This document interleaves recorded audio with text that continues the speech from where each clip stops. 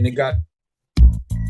Welcome to Pause for the Truth, where you can sit back, relax, and hear an honest dialogue about health, wealth, legal, and social issues.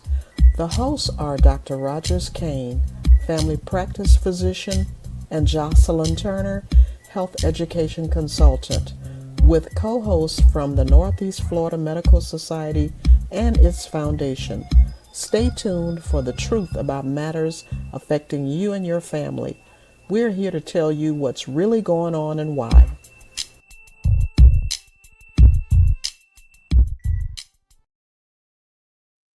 Good evening, it's Jocelyn Turner, and as we end this month of June, it is unbelievable that tomorrow begins a new month, July 1, 2026. Welcome to Pause for the Truth. We're so pleased to have everyone join us this evening. And just as every week, we are going to have a very engaging show, especially when we have the man, the walking encyclopedia, Jerry Urso, join us on the podcast. I call him that. Nobody else probably does, but you ask Jerry a question about history and you are going to get an ear full. So we are super excited, as always, to have him this evening. Before we continue, let me bring in my co-host, Dr. Rogers Kane. How are you doing, Dr. Kane? I'm doing absolutely fine, and I think you're absolutely correct about Jerry. He's modest enough that he doesn't want to take that that acclimate, but he is. Welcome, Jerry. Welcome. So, of course, joining us from behind the scenes is the behind the scenes guy. He may not be on long, but he has to pop in every now and then to remind everybody that he's still a part of the Pause for the Truth team, and that is Tyrone Jackson. How are you doing this evening, Tyrone? I'm doing awesome. And I just want to say, when I'm talking to Jerry behind the scenes, he tells me that he is the know-it-all guy for history. So I wanted everybody to know he only acts shy when Jocelyn and Dr. Kane are online. Okay. Now, Jerry, you see what I mean when I say he'll set you up quickly. So before we bring Jerry in, I just want to start, and I'm going to ask Dr. Kane to chime in with me. So here in Northeast Florida, as in most counties or cities across the nation, we're dealing with, I should say we're dealing with some pretty extreme temperatures in terms of heat. So just want to start tonight's podcast off before we continue or delve into our topic, before we bring Jerry in, just to remind everyone to please make sure that you are staying hydrated, dressing for the heat, checking on those loved ones who might not remember to adjust the thermostat or who are elderly. Create cool spaces. If you can, set up canopies. If you like to sit outside, umbrellas or tents for shade. Hopefully you have a tree. If you don't have a tree and you'd like a tree in your yard, check with the city of Jacksonville, because that opportunity might be made available to you, at least a tree in the right of way. Also pay attention to those free tree giveaways to add that, because many communities in Jacksonville, unfortunately, are designated as heat deserts, which means that there are a lack of trees. Now, I must admit, before I learned about heat deserts, in my old house, I had a huge, gigantic tree that the leaves would shed. And I said, oh man, my next house, I'm not going to get any trees. Oh, how I wish for that tree. Right, Dr. Kane, because those trees provide necessary shading. And when we're experiencing extreme temperatures as we are now, and Dr. Kane will always tell you to make sure when you're staying hydrated, just getting back to that you aim for 8 ounces of water every day. And when you're outside, you probably want to do at least 8 ounces every 15 to 20 minutes to make sure that you are not passing out. Dr. Kane, is there anything you'd like to add to this discussion before we get into our conversation with Jerry? I just want to make sure people didn't misunderstand you when you said 80 ounces a day. Did I say eight? 8. Yeah, 80 ounces a day. But you quickly went back and said, at least when you're outside trying to stay hydrated, you go about 8 fluid ounces, about every 30 minutes or so, 20 to 30 minutes, if you're going to be out there. If you drink more, that's okay. You just get rid of it. So you won't be overhydrated unless you go take a swim in the ocean and don't come up for air. So you won't be overhydrated under these circumstances. And if you're planning to be outdoors for the weekend, there might be some cookouts or visits to the beach. Make sure you are, you are avoiding prolonged exposure during the hottest part of the day, which is 10 a.m. to 4 p.m.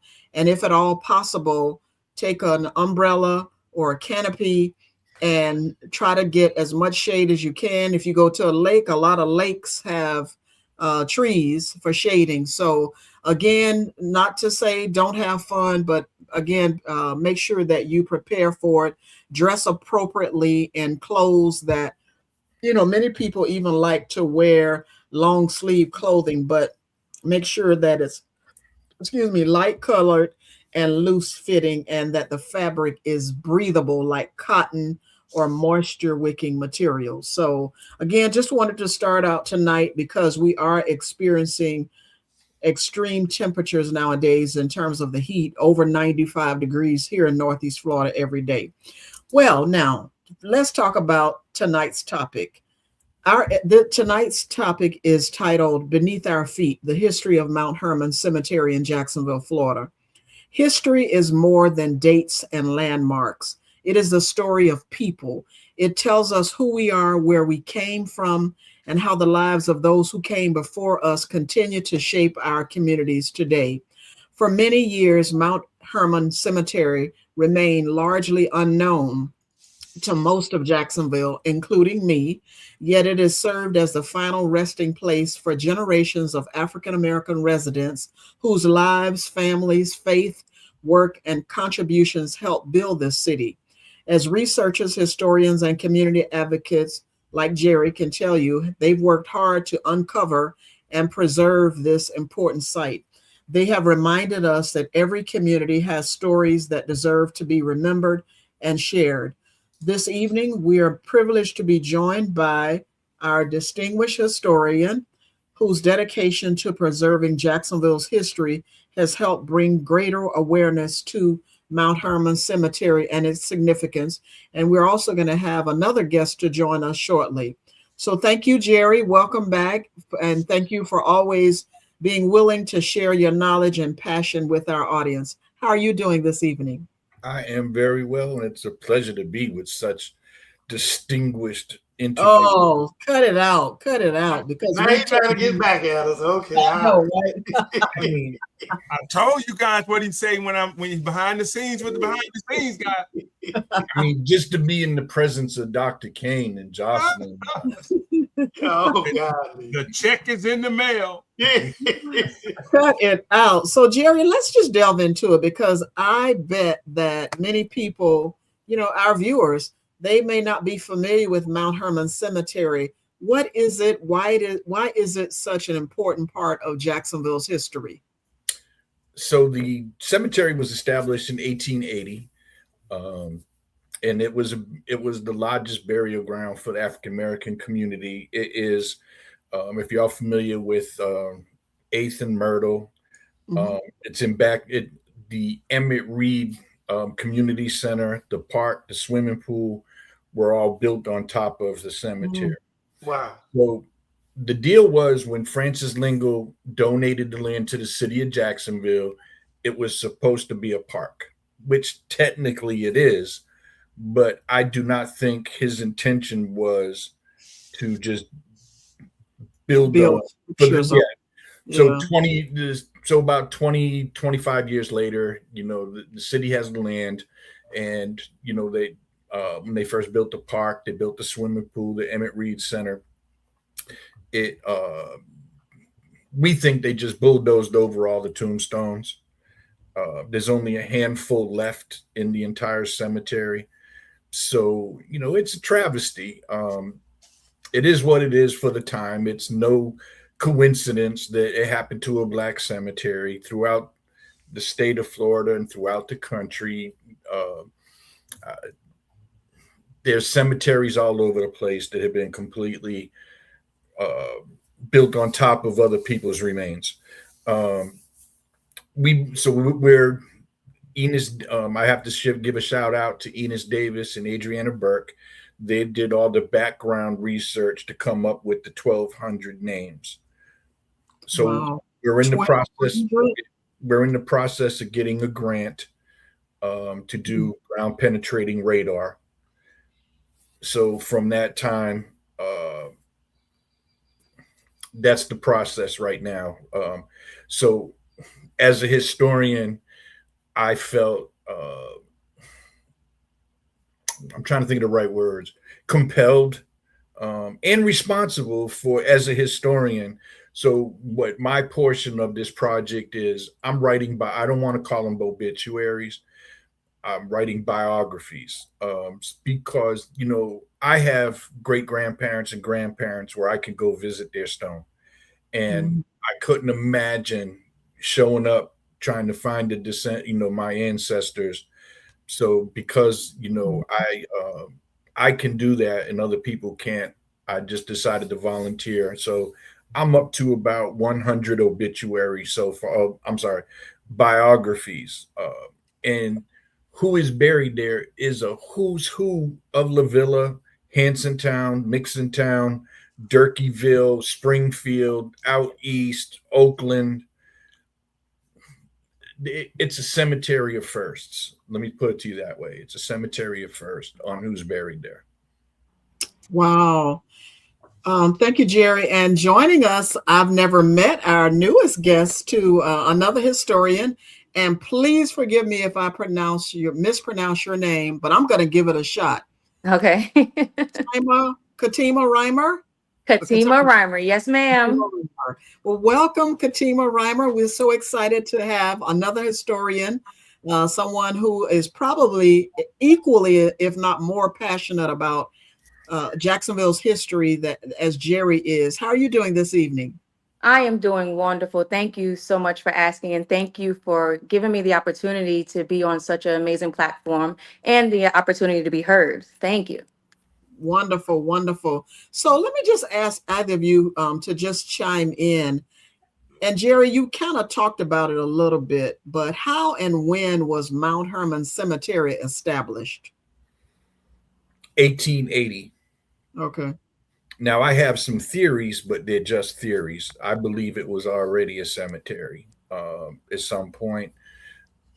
It's not documented as such, but the reason why I have that hypothesis is that we know that by 1880, La Villa is expanding. So next to La Villa is Durkeeville. So, in my opinion, that was some prime land that could be future development. So I think when they, I think that was already a cemetery when they established Mount Herman, and it might have possibly been a slave cemetery. What role did the cemetery play in Jacksonville's African American community during the 1800s and early 1900s? Let Katima handle that. I'm gonna put her on the spot. Did you hear him, Katima? I can't hear anything. Oh, Uh-oh. I can't hear you, Jerry. I can hear everybody else, but I can't hear Jerry. I said, go. You can go ahead and field that I'll question. ask the question. What role did the cemetery play in Jacksonville's African American community during the late 1800s and early 1900s? Yes, ma'am. Well, Jacksonville is full with cemeteries, I should say. But with this specific cemetery, around the late 1800s, around the late 19th century to the earliest 20th century, you had two different cemeteries. You had the Old City Cemetery before Evergreen was built. You have Old City Cemetery, and you had the Mount Herman Cemetery. Of course, the Old City Cemetery belonged to those of status who weren't indigenous to the Jacksonville area or the culture. So if you weren't indigenous, if you were indigenous to the Jacksonville culture, or if you were African American, if you were indigenous to the society, being Native American, and you didn't hold as high as a status as what the colonials considered themselves as, you were buried in the Mount Herman Cemetery. If you had status, even if you was of color and you had status of importance according to the colonial history, then you were buried in the old city cemetery. Wow, Jerry, anything you want to add? Yeah, so if you ever do a tour of City Cemetery, you'll find Tillman Valentine buried there, one of the first builders in Jacksonville. Eartha and Clara White are buried there. Dr. D.W. Gillisley, who's one of the, he was the first pastor of historic Mount Zion that was actually from Jacksonville, who later became an elder of the AME Church. You have Captain Floyd, the first steam captain in Jacksonville. So, City Cemetery was very prominent. But I have to say that there are a lot of prominent people buried at Mount Herman. I sent the man behind the scenes a picture. So if he gets a chance, I'd like him to flash that picture, because that's the only picture of the 1,200 people so far that I've been able to locate. Wow.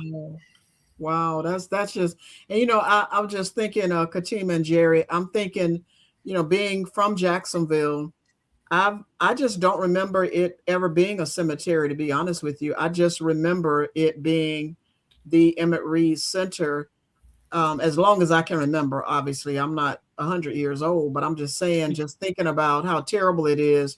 But I think about when I go to visit relatives, and specifically where my dad is at the Veteran Cemetery, I see people visiting their loved ones' grave sites. I mean, they're putting a blanket out, having a conversation, really honoring their loved one. So I can't imagine my loved one being out there, as Jerry mentioned earlier, and not being able to go and visit them. Katima, that's terrible. That's absolutely terrible. I had no idea about it myself. I've been conducting personal research on history for the Southeast for a few years now. And my history basically centered around royal exiles. It was very important to understand that. There was a lot of royal exiles that made a pit stop or revamped their life after the colonialism. They revamped their life in Jacksonville, Florida. Jacksonville, Florida was considered pretty much the customs, like how you go through an airport. If you go overseas, you have to visit customs for your passport. Jacksonville was one of the main places. So I didn't know about Mount Herman until I was searching up a lot of royal ancestors back in the day. And it led me to where the Gullah Geechee tribe, a lot of them are buried in the Mount Herman area, and they were part of royal ancestry too. So when I went there to try to look for someone's grave, and when I went there and I seen just a very small section was there, I said, no, this cannot be the entire cemetery. So I had no idea about what's going on now until I started researching where's everybody at? Where's everyone? Why does it take in-depth personal history or historical research to come up on something like this? Why wasn't a place like that already ordained? Why wasn't it already respected? Like, what's going on? Yeah, and when we talk about the Gullah Geechee, I mean, people typically relate that the Gullah Geechee tribe, they start thinking about South Carolina. You don't come as far south in terms of that discussion, at least not from my experience, in terms of coming and discussing that as it relates to Jacksonville. Well, the Gullah Geechee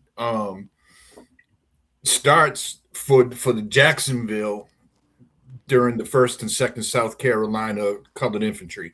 So when Colonel Thomas Higginson took command on January 30th, 1863, he had met up with Harriet Tubman. So from what I understand, he was friends with Harriet Tubman. We know that he wrote a letter to his mother in 1859 that she freed 70 people at that point, and she was getting ready to go back. So, Harriet Tubman would work through the summer, and then in the late fall and winter time is when she would go to South to go on her missions.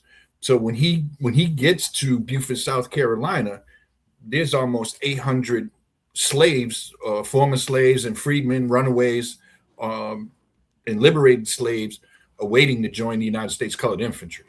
So when they make those movements from Fort Wagner, if you ever seen the movie Glory, where the 54th, so the first South Carolina, second Carolina, and the third out of Pennsylvania actually capture Battery Wagner. Then they proceed down the coast. And so when they settle in Yulee, Florida for the first, there were a lot of slaves throughout Jacksonville that abandoned their plantations and made their way to Yulee to enlist. So when they, after the war, you have neighborhoods like Cosmo, Mandarin, and there's probably about 7 Gullah Geechee communities after the Civil War that were established here in Jacksonville. So there was a really strong Gullah Geechee. And, one of the things about early Jacksonville is what a mix of people. So you had the Maroons, or they call the Black Seminoles. You have, the Gullah Geechee. You have the freedmen from the North. So there were a lot of freedmen from the North who were never slaves. But when they got to Florida after the war, they were escaping what some people would call Jim Crow conditions in the North during that time period. So they're looking at establishing Florida as they're running for office. They have the right to vote. They wanted to establish their own communities, which they did. And so then you had the Caribbean influence. There was if you look at the records, most of the early educators in Jacksonville were from the Caribbean.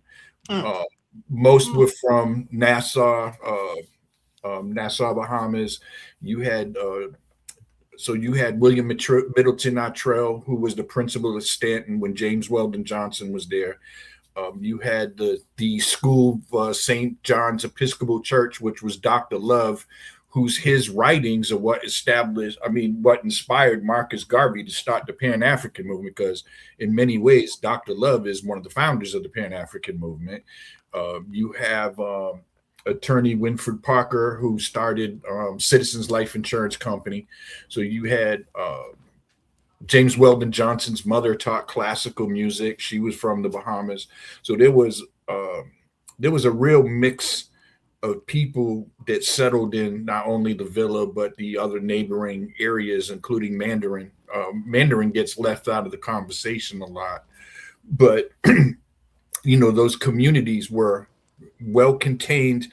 And when you look at today, how people are fighting, you see the FBA movement, the Descendants of Freedmen movement, the Pan-African movement, all fighting amongst each other. And I look at Jacksonville, and it didn't matter if you were a Methodist, African Methodist. It didn't matter if you were Baptist, Episcopal. When you look at the board of directors of American Beach, you look at the board of directors of a lot of the life insurance companies, whether it's North Carolina, Citizens, Peoples, Central, or Union Mutual. There's a cross section of people from different faiths, and they were all working together to build this community. You see that Edward Waters College had Baptist teachers. You had when Mary McLeod Bethune, established the Daytona Industrial School. You had 2 AME pastors that are 2 of the first teachers for her. Edward Waters, not only Edward Waters, but you had Cookman here in Jacksonville, FAMU. So people didn't separate themselves by whether it be denomination or country of origin or their background, whether they were freedmen or a slave. There was a mindset for the community to work together and build institutions. Well, with that said, Jerry, if it was like that, that closeness was like that, how in the world did that happen? That other than the obvious, that monstrosity of a building was built on top of that cemetery, and the community at the time did nothing about it? Or is it because they didn't have any power? You're talking at a time where there was still lynchings going on. We know that the Ku Klux Klan had paraded through the streets to prevent people from voting. You had Dallas Graham, who attempted to vote for on the Democratic ticket, not because he was a Democrat at the time, but if you were Black, you were denied the right to vote in primaries. So, we're talking only 20, 30 years between Rosewood, Ocoee, the Elaine massacre, Tulsa. So there was a lot of fear. So people weren't, it wasn't until the 60s. And I always say this, it was the television cameras that changed the civil rights movement. Landowners too. The Just like mindset, the mindset didn't change. The courage was already there, and people were always fighting, but now it was televised. And it had this, the civil rights movement being televised had the same effect on the black community and the white community. I'll say it had more of effect on the white community the same way Uncle Tom's Cabin had its effect before the Civil War, where it brought the horrors of slavery to white households for them to read because they didn't have television and radio at the time. So you see a dramatic shift that led to the Civil War. I remember President Lincoln, when he met Harriet Beecher Stowe, he said, "You're the little lady that started the war." Mm. And you think about, I think as you were talking, I was thinking about our phone cameras, right? How nowadays a lot of things are being uncovered and captured because of camera. And like you said, is putting people on blast of what's going on, because I would imagine, and I'm certainly not a historian, but I would imagine it revealed to people in the northern part of the country what was happening in the South, for example. When did the story of Mount Herman, or when did people realize, or were there any stories or outrage? Did any of that ever happen when people realized that they could not go and visit their moms and grandmas and aunts and uncles in this cemetery? At what point did people just say, this is what has happened? I became aware of Mount Herman in 2019, between 2018 2019. And, the few elders that I talked to at that time said it was whispered, wasn't vocal. So if he could, the man behind the scenes could flash that picture for me. So this is Pembroke Braddock. Him and his wife, Ada Braddock, actually paid for the first brick structure in Florida by African Americans when they financed and put their own money up to build St. Paul AME Church, when they went from the wood structure to the brick structure. He's buried at Mount Herman. This is the only image of anybody buried there I have been able to locate so far. He's one of the founders of La Villa. He's actually one of the founders of my Grand Lodge. So in 2019, I had already been to previous 7 or 8 years at City Cemetery, cleaning tombstones and putting flags up at Memorial Day, etc. So when I found the newspaper where Pembroke Braddock was actually buried, I was real excited. So I said, well, I'm going to go to Mount Herman. I put it in my GPS to head to Mount Herman Cemetery. And then when I get there, I found a handful of stones, mostly kept within the Fagan family plot. And I was so disheartened to find out that the cemetery was just gone. Ms. Reimer? Kachima, did you have something to add? Oh, sure. I'm sorry, Jerry. I'm so sorry, Jerry. I can't hear anything you're saying, but we talked a lot about this. So I can imagine what he's saying. We also have to take into effect that before Florida was the state of Florida, this is in regards to why this was overlooked and how all of this could have happened. Okay. Before Florida was a state of Florida, it was a territory, just like how the Caribbean is a territory. Before Florida was a state, it was a territory, and it was colonized several times. But towards the end of the 19th century, there were prominent families out here that came out here just for the sole purpose of rebuilding and restarting for their own, to put a stamp on their own history. One of the families was called the Leango family. The Leango family owned that parcel of the city, that part of the city. They decided to take their business elsewhere, but sold the land to a La Villa family. When that happened, they made the choice to pave over that cemetery. So a lot of people, even before they paved over the cemetery, it was a very thriving neighborhood, just like how there was Wall Street, the Black Wall Street. Over there by Durkeeville, it was known as the Black Wall Street as well. And these families of color had prominent businesses. Some of the businesses are still standing to this very day. But the egregious thing that happened is they weren't owners of their property. Their land and their homes and their property was still being leased, but not like the leases that we have nowadays. It's about 30 years or so on a fixed lease. Their lease were a 99-year lease. So Wow. before they can even, I don't know, have a say-so on their own property that they've been leasing for probably their whole life, what do you know? Lo and behold, the Great Fire happens in 1901 and destroys a lot of their history that they couldn't revamp on. So it just, a lot of it was how their property was taken and then given back to them on a lease. They didn't have much power to even fight for what was theirs. Wow. Well, we're going to take a moment. Don't go anywhere.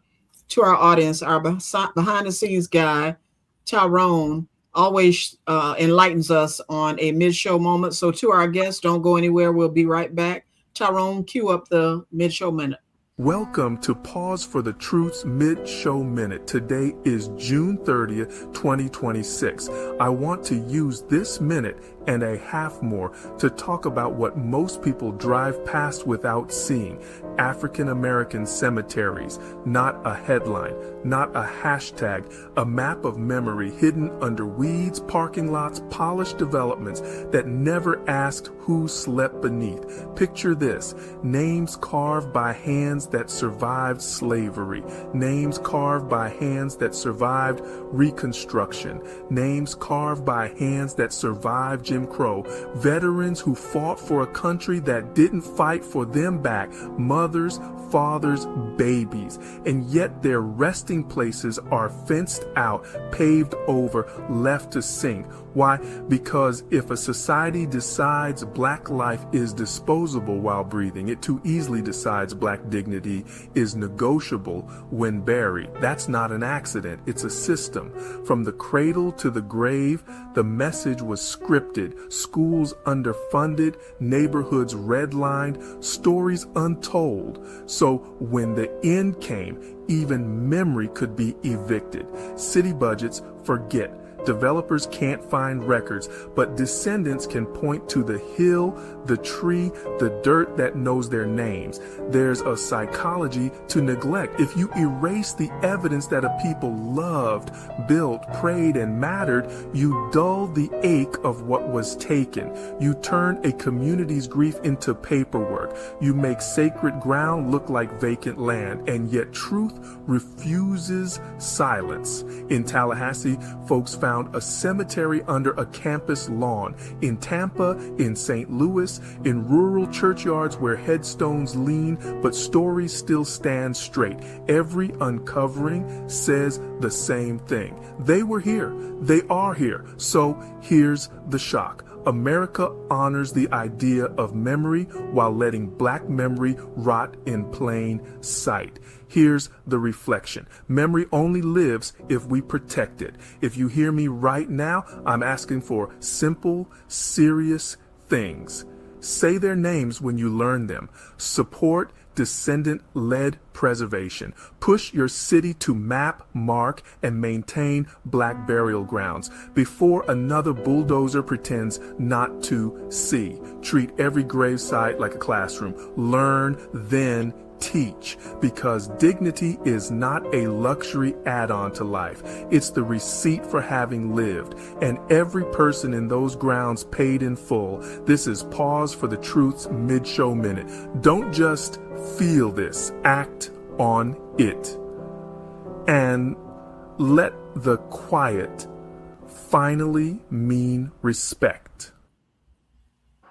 Wow. Wow. That was very powerful, Tyrone. Thank you for that. When we talk about our history, what historical records have helped reconstruct the cemetery story? So I use newspaper.com, Ancestry, Genealogy Bank, the Grand Lodge records that I have from the most West Virginia Grand Lodge of Florida, and I use Fold 3, which is a military database. So that's in that website, we can find, when you type in certain names, we can even tell you the name of the granite company that provided these stones.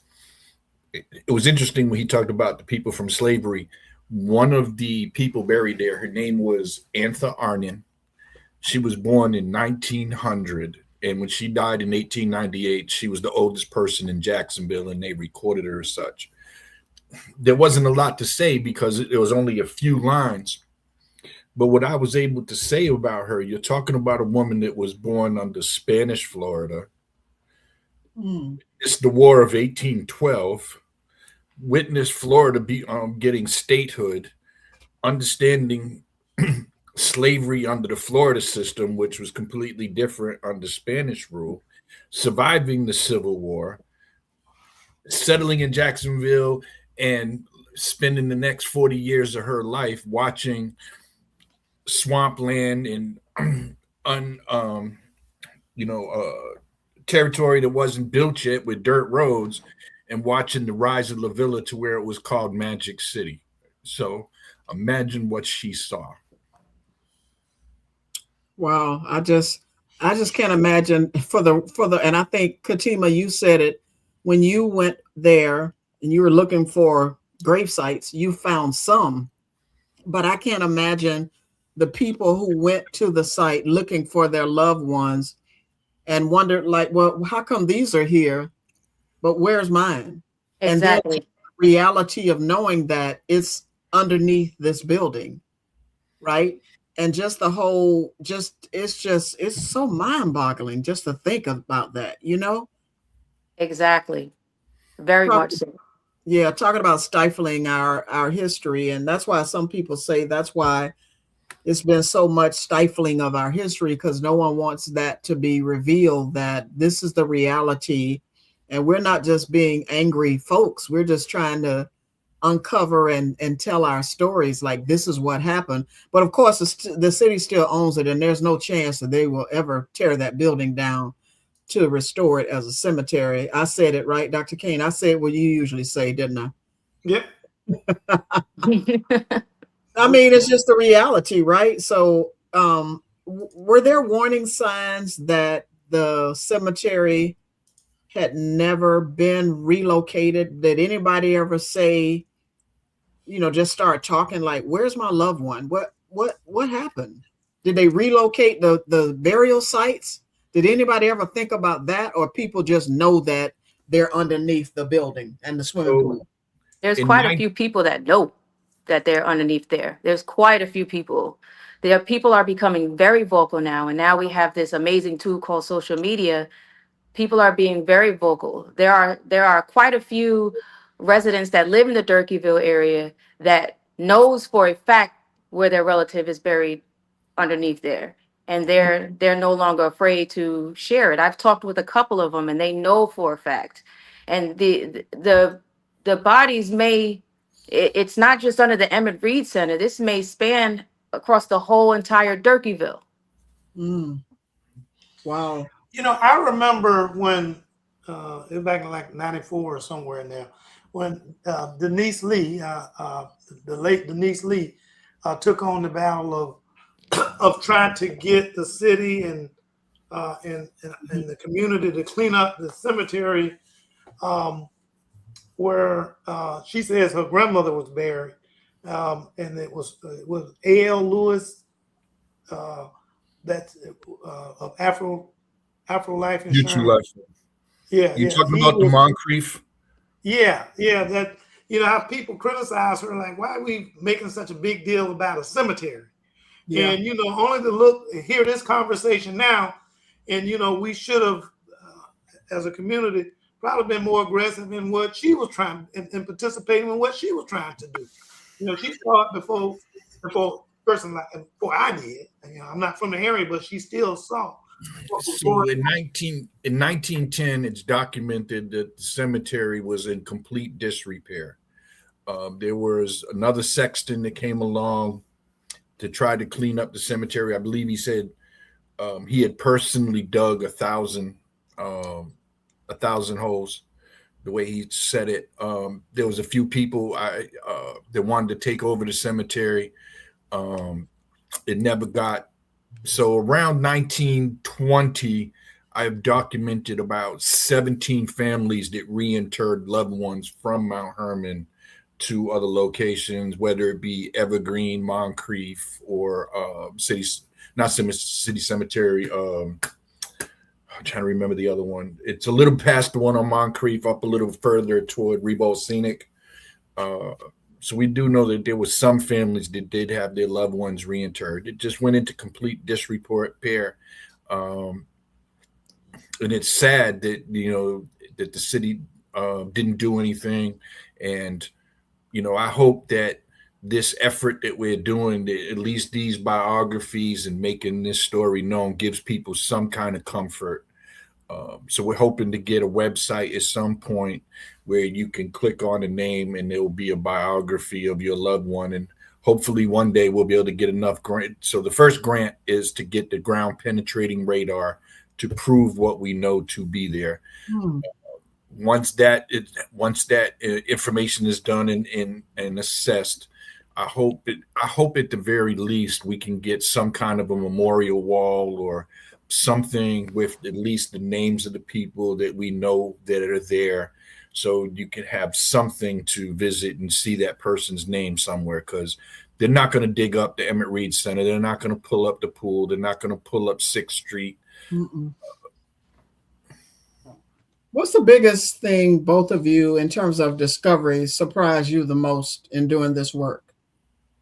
The amount of how much of our history is hidden.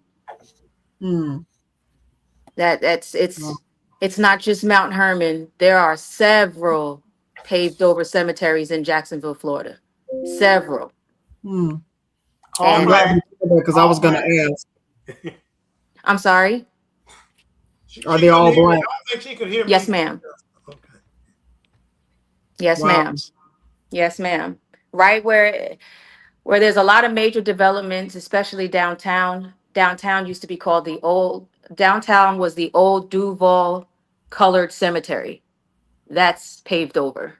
Mount Herman's paved over. Eastport Cemetery, paved over. There's a racetrack. There used to be a dog racetrack that's out here in Jacksonville, Florida. It's now called the Best Bet. It's off of 17, I want to believe that's what it's called. That they built a dog track over indigenous burial grounds.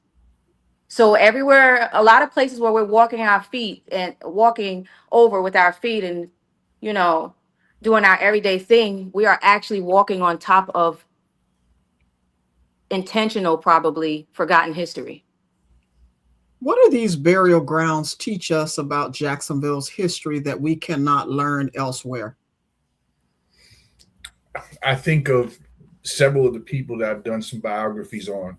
One of them is July Van Horn, who enlisted in January 1863, was part of that first South Carolina that organized in Beaufort, South Carolina, and at the end of the war settled in Jacksonville.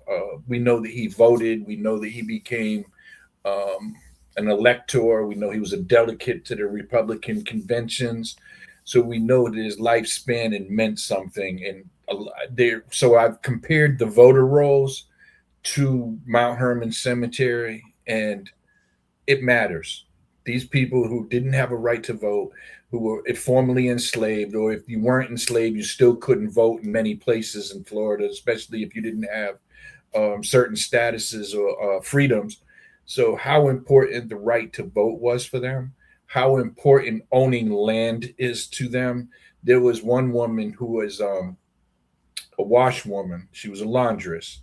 And I remember someone said to me, "Why are you talking about that? That's so degrading. That shouldn't be a representation." And I said, you got to understand 1880, the 1880s to the 1900s. So a woman that never owned land, had her own little laundry service. And by 1901, she purchased her own property, pulled out a building permit, and built her own home. That should be celebrated. people, some people had to take what they could get to get their piece of the American dream, and a lot of them fought to have it and fought to keep it. I believe she took out a loan after the 1901 by the attorney J. Douglas Wetmore was loaning money to people that lost their homes during the Great Fire. One of his reports for the Negro Business League is that half the property in the city of Jacksonville was owned by African Americans at the turn of the century. Wow. This is powerful. I want to say something. Also, I think it's very important that Jacksonville understands that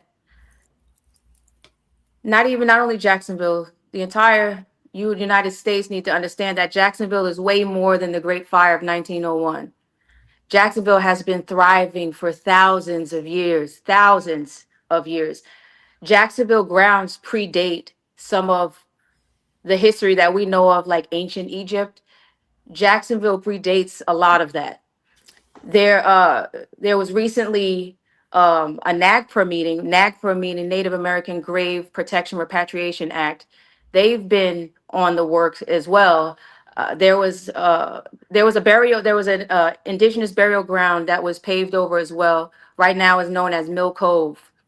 But back in the early 19th century, there was an archaeological survey that happened by a young man named C.B. Moore. And C.B. Moore ended up finding thousands and thousands of prehistoric artifacts that dates a few thousand years, to include over 500 human remains. They took those human remains and brought them up to Washington, D.C. and Maryland. As of 2024, there's been a NAGPRA meeting for those stuff to come back. They're actually started to be in tow in June to prove Jacksonville history is a few thousand years old. Wow. How do you balance historical preservation with the needs of a growing city? You basically, it's very important to respect. There's a saying, respect your elders. It's very important to respect our past in order to know what we have in store. It's very important to know what happened and why we are here in order for us to keep going and keep thriving. The best way to balance it is to always give honor to our past and our ancestors as well. We're lost without them. When I used to talk to my deceased elder relatives, I remember when they talked about eminent domain, owning property, and eminent domain coming in and just going through their neighborhoods, and they had to relocate. They didn't have a choice. And so you think about that now, even when as development and growth happens, how a lot of people may experience eminent domain and or gentrification, and people just not being able to afford their homes anymore. And just the sadness of it, because one of you spoke about earlier of the sacrifices that people made in order to be able to purchase their home, their land. And then for it to all of a sudden somebody decides they need to take a highway through here, or a developer, somebody with more money than they have, want to take over the property, and people are relocated or given money for the value of their home, right? Knowing full well they cannot buy another home comparable to what your home might not matter to you, but it matters. I mean, to other people, but it matters to you. It's invaluable. I had Dr. Kane, I had you get those calls, those robocalls trying to make you sell. Do you want to sell your house? I said, yeah, for $1 million. I said, you got $1 million? That's what I said. You have $1 million? The one guy told me, oh, you must have done some home improvement. I said, it might not mean be worth $1 million to you, but it's worth $1 million to me. And if you don't want to pay it, then hang up the phone, or I will. Right. And so just for people to try to bully you out of your property, it's just crazy to me. What would you like to see happen over the next 5 to 10 years regarding Mount Herman Cemetery? I don't want it to be just Mount Herman Cemetery, but we have to start somewhere. I think about in Tampa, the co-author of the Florida Constitution is buried under a parking lot. His name was Robert Meacham. He was on the committee. So when it says, domestic tranquility, equal and civil rights for all, that's Robert Meacham. He's buried under a parking lot in Tampa under the Italian American Club. One of the most famous sextons is Thomas H.B. Walker, who started the St. Joseph Aid Society. And they had, at one point, he had 150,000 members. And it was a benevolent association. They established cemeteries throughout the country. So we know that people cared. So I would like to see more people from the community, and people put money where their mouth is to have it, to help preserve these cemeteries, to take care of these cemeteries. Yes, the city's responsible for their portion, but we need people from the community to assist in cleaning up these cemeteries, taking care of these cemeteries, make sure that people know, get the word out. So everybody has a function. Some of us are historians. Some of us can actually do the physical work. Some people, are going to be vocal defenders of these cemeteries. And, I think it takes a village, and it's going to take more than a handful of people to find a way to restore the dignity that belongs to the deceased that are buried and interred in these cemeteries. And it takes a whole village, and it's going to take a lot of people. So historians, you all know one another, right? It's a small group of you, but for people who don't know how to, like you mentioned, city cemetery, and I'm from Jacksonville. I'm like, what is he talking about when he says city cemetery? So how do people get involved, right? They're watching or listening to the podcast tonight, but maybe they're not from Jacksonville, but they would like to get involved. What can they do? Well, we only met a week ago. I saw one of her videos, and I'm like, there we go. I said, I'm going to bring her in the fold and, what we're trying to do. So I'm trying to get her to join the Sala. And I spoke to Enos and Adriana. The next time we have a Mount Herman meeting, I'm definitely going to ask her to go. She's more vocal than I am. I've seen her videos. So she's a fighter. I could say that. So I reached out to her and I said, hey, my name is Jerry. I'm doing biographies on Mount Herman, and we instantly connected. So I'll let her tell the rest of her story, but that's how we met. So JT, you're gonna have to repeat it to her. Yeah. So Katima, what do you think? How do people get involved? Like, it's you and Jerry and a couple other people who are doing this work relative to Mount Herman Cemetery, but just in general, how do people get involved in helping to preserve and these places and tell the stories and do the investments that are needed to do the work that build upon the work that you all are doing as historians? Yes, ma'am. Well, social media is a very great tool.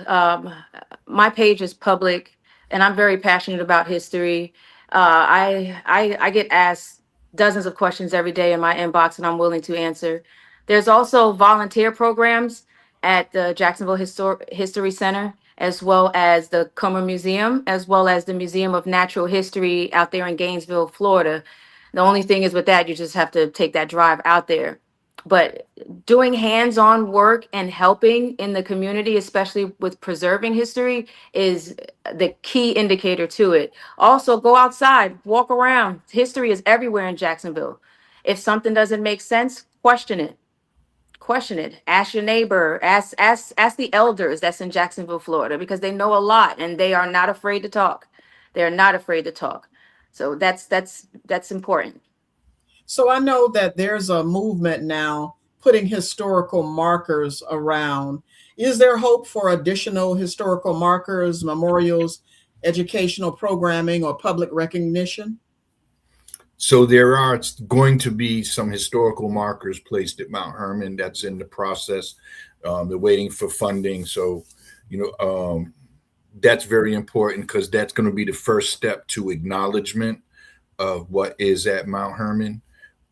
But we have other cemeteries that we need to attend to. But I think it's important to focus on one. Let's get establish something and then use that model and bring it across to other cemeteries.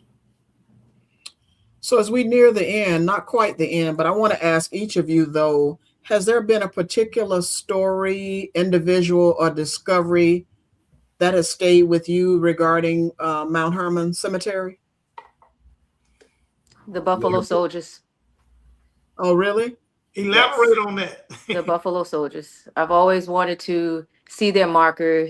Each and every one of them that I see, I love their history. I love the story behind it. I love the recognition that the late great Bob Marley, sang about them. The Buffalo Soldiers, most definitely. Wow. What about you, Jerry?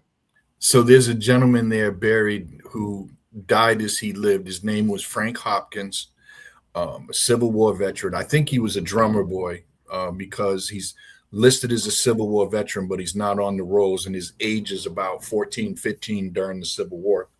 Mm-hmm. After the Civil War, he becomes, most people don't know that there was the Florida militia, and black men were part of the militias that was started by Governor Reed to protect polling places, to protect people from the Klan.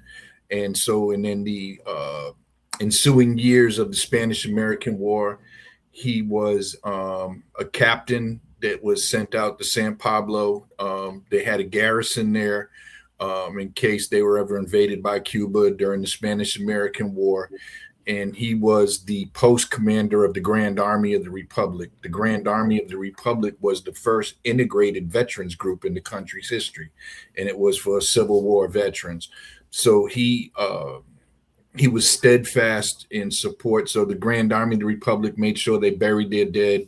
The wives of the colored infantry had what was called the Women's Relief Corps. So we know Clara White was one of the first members of the Women's Relief Corps. So he actually died on his way to a Grand Army of the Republic meeting. Mm. So his story really touched me. He spent his whole life after the Civil War taking care of other veterans, because that's what they did. They fought for the rights and pensions of members of the colored infantry. So his story probably touched me the most. So if someone buried at Mount Herman, this might be odd. So if it is, I understand. But if someone buried at Mount Herman Cemetery could speak to us today, what message do you think they would want future generations to hear? We were here and we were thriving. We made Jacksonville what it is, and they'll never be able to take it from them. Never. You can't hide. You can't hide greatness. It will always be there. Thank you, Katima. Jerry, what do you think? I think there's hundreds of adolescents and infants that died and were buried in Mount Herman. And I would think they would speak to people like you, the need for equality in healthcare. There was the infant mortality rates in the African-American communities at the turn of the century was starker than it is now, and it's still bad. So I think, there was, you have a lot of people there that would died of consumption, which consumption is tuberculosis. You have a lot of people that died during the yellow fever epidemic. So I think that's another example of what Mount Herman represents when you look at the record of the dates that people were born, the date that people died, and what they died of. Going back to what you and Dr. Kane have dedicated your lives to in healthcare, I think it screams of the inequality in healthcare. That sounds like a future podcast. Tell us to do a future podcast on that.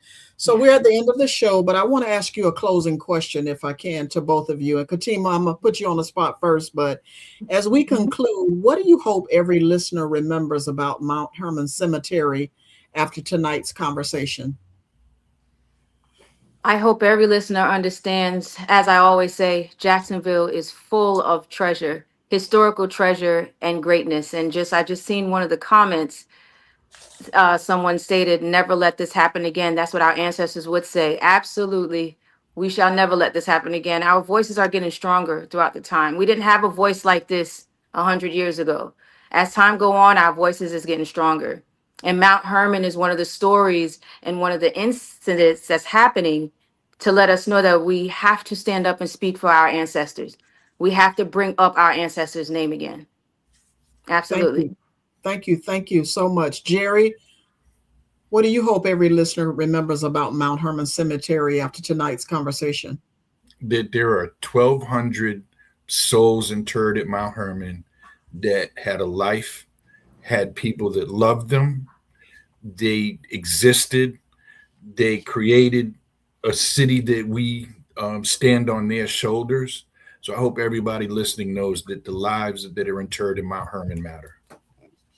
Thank you. Thank you so much. Dr. Kane, what are your final thoughts regarding tonight's discussion?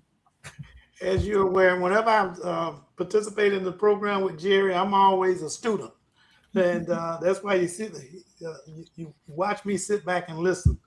He did make one comment that not to try to take accolades to any great degree other than on behalf of my colleagues, you and Tyrone, as well as the rest of the Northeast Florida Medical Society, in which we did not want that the endemics and pandemics of the past to catch up in our community. And that's what helped started this program back when COVID was, became an issue, was an issue. We were determined, the group of us, determined not to let our community fall victim to mass death. And I think, we did a good job. You guys did a great job. And so they were very aggressive in making sure we protected the community. And again, I'd like to thank both of our guests for being here and enlightening us on the history of Jacksonville, for which I am always, and probably always will be a student.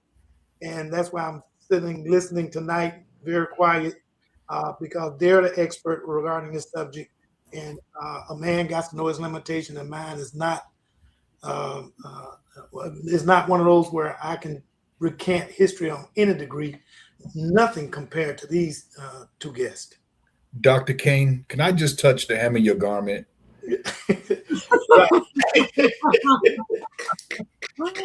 Oh, you funny, Jerry. Yeah. You've been tutored by Tyrone. That's what it is.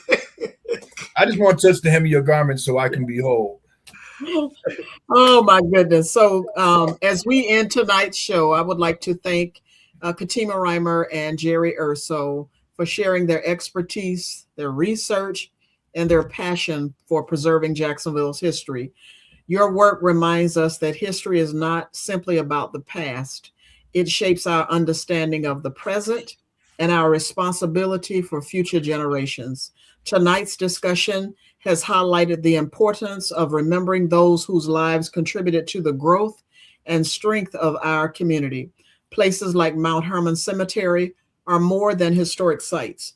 They are sacred spaces that connect us to the people, families, and stories that might otherwise be forgotten. We encourage everyone watching to continue learning about Jacksonville's rich history, or whatever city that you're in, visit local museums and historic sites, support preservation efforts. I'm going to say that again, support preservation efforts, and talk with family members about their own histories. Every family has a story worth preserving, and every community is stronger when it values its heritage. Again, thank you to our guests, Jerry Urso and Katima Reimer, for helping us better understand this important chapter of Jacksonville's story. Thank you, as always, to my co-host, Dr. Rogers Kane, our technology director, Tyrone Jackson, and everyone working to make Pause for the Truth possible each week. And thank you to all of you for spending your evening with us. If you found tonight's discussion meaningful, please share this episode with your family, friends, neighbors, and colleagues. Conversations like these help preserve history and inspire future generations. Until next time, remember that understanding our past helps us build a stronger future. Continue asking questions, seeking knowledge, and pausing for the truth. Good night. We appreciate you spending time with us on Pause for the Truth. Ms. Jocelyn Turner and Dr. Rogers Kane are grateful for your support. Don't forget to like us on Facebook, catch us live on Twitch, and most importantly, subscribe on YouTube. A big shout out to Tyrone Jackson at Call Tyrone IT Services for keeping us connected. Join us every Tuesday at 6:30 p.m. Eastern Standard Time for more enlightening discussions. Thanks, and see you next week.